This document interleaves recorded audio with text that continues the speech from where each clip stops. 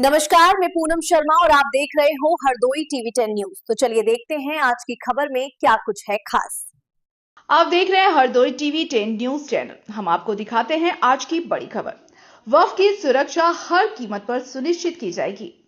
सैयद सआदतुल्लाह हुसैनी जमाअत ए इस्लामी हिंद के मुख्यालय में वक्फ हेल्प डेस्क का उद्घाटन नई दिल्ली 15 मार्च 2025 सरकार द्वारा शुरू किए गए उम्मीद पोर्टल पर वक्फ संपत्तियों का विवरण अपलोड करने और पंजीकरण प्रक्रिया में तेजी लाने के उद्देश्य से आज यहां जमाअत ए इस्लामी हिंद के मुख्यालय में वक्फ हेल्प डेस्क का उद्घाटन किया गया।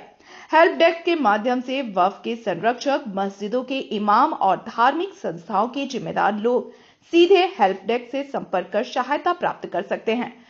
वक्फ हेल्प डेस्क का उद्घाटन जमाअत ए इस्लामी हिंद के अध्यक्ष सैयद सआदतुल्लाह हुसैनी ने किया। इस अवसर पर सैयद सआदतुल्लाह हुसैनी ने कहा कि वक्फ की सुरक्षा का मुद्दा पूरी उम्मत के लिए एक चुनौती बन गया है। पूरी उम्मत को एकजुट होकर इस चुनौती का सामना करना होगा।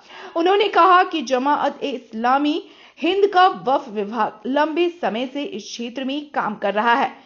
केंद्र के साथ साथ कई राज्यों में वक्फ पंजीकरण का काम शुरू हो चुका है।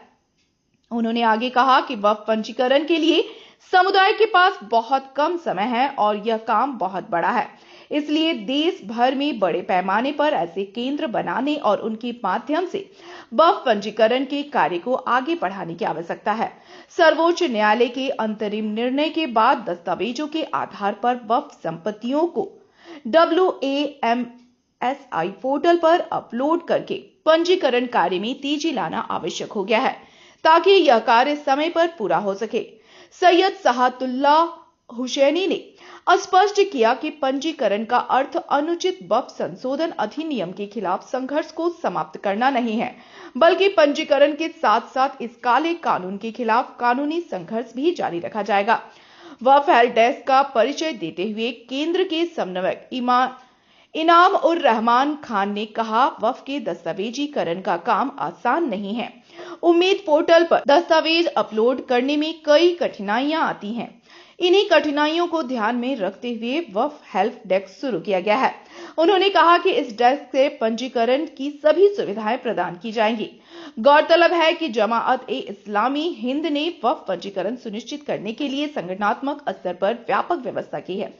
इस कार्य को व्यवस्थित ढंग से करने के लिए राज्य स्तर पर वक्फ प्रकोष्ठ स्थापित किए गए हैं। अपने बयान में इनाम उर रहमान ने कहा, केंद्रीय हेल्प डेस्क और राज्य वक्फ प्रकोष्ठों की देखरेख में एक अस्थायी हेल्पलाइन स्थापित की गई है, जहां कानूनी विशेषज्ञों, वक्फ विशेषज्ञों और वक्फ कार्यकर्ताओं की सेवाएं ली जा रही हैं और बड़े पैमाने पर जमीनी स्तर पर काम करने वालों को समय पर मार्गदर्शन और सहायता प्रदान की जा रही है। इस अवसर पर यह अपील की गई कि स्वयंसेवकों की नेटवर्किंग और निगरानी समितियों के गठन पर विशेष ध्यान दिया जाए। हर क्षेत्र में युवाओं, सरकारी कर्मचारियों और अन्य लोगों की वक्फ सुरक्षा समितियां बनाई जाएं, जो स्थानीय वक्फ संपत्तियों पर किसी भी प्रकार के अवैध कब्जे या अवैध गतिविधि पर नजर रखें और उनके दस्तावेजों की प्राप्ति, सटीकता और पंजीकरण सुनिश्चित करें। इस अवसर पर जमाअत ने उम्मीद पोर्टल पर वक्फ अपलोड करने के लिए दिशा निर्देश भी जारी किए हैं। वक्फ हेल्प डेस्क के उद्घाटन समारोह में बड़ी संख्या में जमाअत ए इस्लामी हिंद के केंद्रीय पदाधिकारी और कार्यकर्ता शामिल हुए।